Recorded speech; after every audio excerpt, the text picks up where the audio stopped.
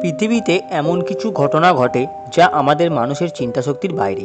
এমনকি এইসব ঘটনার কোনো ব্যাখ্যা বিজ্ঞান অবধি দিতে পারে না কোনো সঠিক যুক্তিও। আজ আমরা তেমনই এক অবিশ্বাস্য ভুতুড়ে, সেই সঙ্গে মারাত্মক ভয়ঙ্কর ঘটনা সম্পর্কে জানব। তো চলুন শুরু করা যাক। ঘটনাটি ঘটে স্পেন দেশে। স্পেনে অবস্থিত এক ছোট্ট শহর কোর্ডোবা ভিরেরা নামক এক পরিবারে ঘটনাটি ঘটে। যখন তারা হঠাৎই লক্ষ্য করে তাদের রান্নাঘরের মাটিতে ফুটে উঠতে থাকে অটোমেটিক নানা ভয়ঙ্কর সব আকৃতি।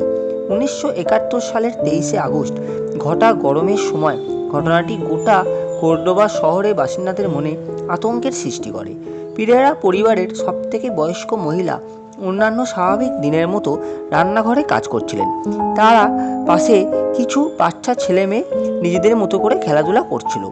বিরক্ত হয়ে বয়স্ক মহিলাটি বাচ্চাদের সেখান থেকে চলে যেতে বললে বাচ্চারা মেঝে থেকে উঠে চলে যেতে থাকে। তখনই ঘটে অদ্ভুত ঘটনাটি। ভদ্রমহিলা বাচ্চাদের ছেড়ে যাওয়া জায়গাটির দিকে তাকালে দেখে মেঝেতে ভয়ঙ্কর সব মুখমণ্ডল ফুটে উঠেছিল। এতে মহিলাটি রীতিমতো আতঙ্কিত হয়ে পড়ে। আশ্চর্য বিষয়, আকৃতিগুলো কিছুক্ষণ থেকে আবার মিলিয়ে যাচ্ছিল, পুনরায় ফিরে আসছিল। ঘামের দাগ মনে করে মহিলা একটি ওয়াইপার দিয়ে মেঝেতে মুছতে থাকে, সাহস সঞ্চয় করে। ভয়ানক ব্যাপার, মোছার পর মুখমণ্ডল বিশিষ্ট আকৃতিগুলো আরও স্পষ্ট হতে শুরু করে। এবার কিন্তু আকৃতিগুলো ভয়ঙ্কর রূপ ধারণ করে। মুখমণ্ডলের চোখগুলো ধীরে ধীরে বড় হতে শুরু করে এবং এক তাচ্ছিল্যের হাসি চেহারাগুলোতে ফুটে উঠতে শুরু করে। এই ঘটনা পেরেরা পরিবারকে আরও আতঙ্কিত করে তোলে। তারা তৎক্ষণাৎ সেই বাড়ি ছেড়ে চলে যায়। ঘটনাটি সারা বিশ্বে বিশাল আলোড়ন সৃষ্টি করে, যা বেলমেজ ফেসেস নামে পরিচিত লাভ করে। সেই থেকে আজ পর্যন্ত এই ঘটনাটি দেখার জন্য প্রচুর মানুষ সেখানে যাতায়াত শুরু করে। ঘটনাটি পরিবারের কর্তা জন পেরেরা ও তার ছেলে প্রশাসনিক কর্তাদের জানায় এবং তারা তদন্ত শুরু করে। বাড়িটি পাকা বাড়ি হওয়াতে পুলিশ কিছু বুঝতে পারে না এবং তারা পরামর্শ দেয় মেঝেটি ভেঙে নতুন করে তৈরি করতে। পরামর্শ মতো জন তাই করে এবং নিজে দাঁড়িয়ে থেকে মেঝে নির্মাণ করায় নতুন করে। বেশ কিছুদিন সব নর্মাল থাকে, কিন্তু আবার সেই মুখমণ্ডলগুলো পুনরায় ফুটে উঠতে শুরু করে। কিন্তু এবারের চেহারাগুলো আরও স্পষ্ট ও ভয়ঙ্কর রূপ ধারণ করে, ফুটে উঠতে শুরু করে। পুনরাবৃত্তি ঘটনা ঘটাতে জন আবার প্রশাসনিক লোকেদের ডেকে আনে এবং তারা নিজেরা ঘটনা প্রত্যক্ষ করে। ঘটনাটি শহরে ছড়িয়ে পড়ে এবং বাসিন্দারা রীতিমতো আতঙ্কিত হয়ে পড়ে। ফলে প্রশাসন এলাকাটি খালি করে দেওয়ার নির্দেশ দেয় এবং পুরো জায়গাটি মাটি খুঁড়ে ফেলে। তারা কিছুটা গভীরে মানুষের কঙ্কাল কিন্তু সেখানে খুঁজে পায়, যেগুলো পরীক্ষা করে জানা যায় সেগুলো মধ্যকালীন সময়কার ছিল। অনুমান করা হয় সেখানে হয়তো কোনো কবরস্থান থাকতে পারে। আবার সেখানে রান্নাঘরে মেঝে তৈরি করা হয় নতুন করে, কিন্তু আবারও বিপত্তি, সেই আকৃতিগুলো আবারও ফুটে উঠতে শুরু করে।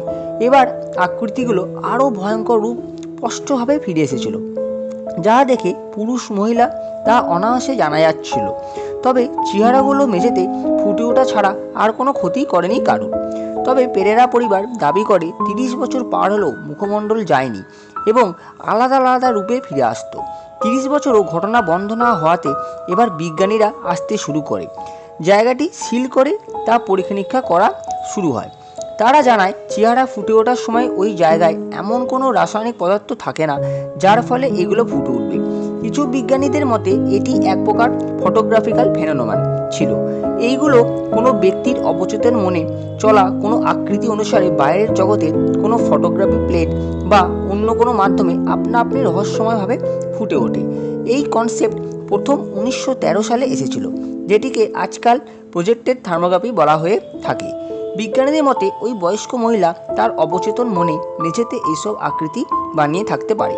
কিন্তু 2004 সালে মহিলাটি মারা গেলে এক প্যারানর্মাল ইনভেস্টিগেটর নতুনভাবে সেখানে এই আকৃতির ফুটে ওঠা খোঁজ পায়, কিন্তু সরকার তা গুরুত্ব দেয় না। পরে আরও ইনভেস্টিগেটর তাদের নানা যন্ত্রাংশ দিয়ে এখানে পরীক্ষা নিরীক্ষা করে এবং তারা সেখানে নেগেটিভ এনার্জি কিন্তু পায়, কিন্তু সেখানকার সরকার তা এক কল্পনা বলে উড়িয়ে দেয়, যার ফলে আকৃতিগুলো কোথা থেকে এলো, কেন এলো তা অমীমাংসিত থেকে যায়। তো আপাতত এইটুকু বন্ধুরা, চ্যানেলটি সাবস্ক্রাইব করে ভিডিওটি পছন্দ হলে লাইক, কমেন্ট ও শেয়ার করে পাশে থাকার অনুরোধ থাকলো প্রত্যেকের কাছে। ধন্যবাদ সবাইকে।